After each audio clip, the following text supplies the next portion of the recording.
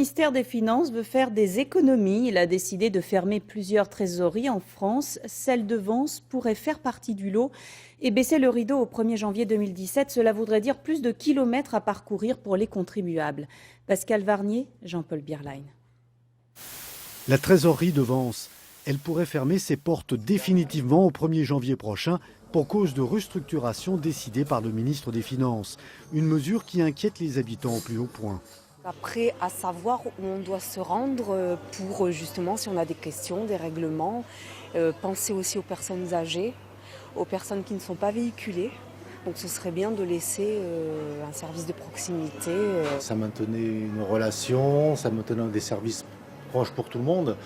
Et puis la place dépérit un petit peu. Déjà, ils ont mis la borne, tout ça. Donc c'est un petit peu la mort de la place, je trouve.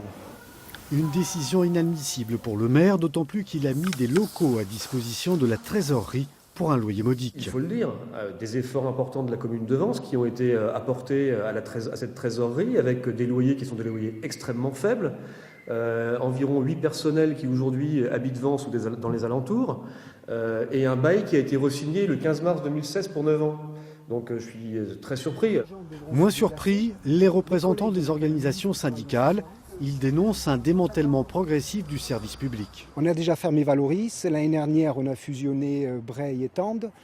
Cette année c'est Vence qui est sur la sellette, donc évidemment c'est le service public qui en souffre et les contribuables également. Le ministre des Finances devrait prendre une décision en octobre. La trésorerie de Vence gère un bassin de 50 000 habitants répartis sur 8 communes. Si la fermeture est confirmée, les contribuables devront se rendre à Bar-sur-Loup ou à Saint-Laurent-du-Var, 20 km plus loin.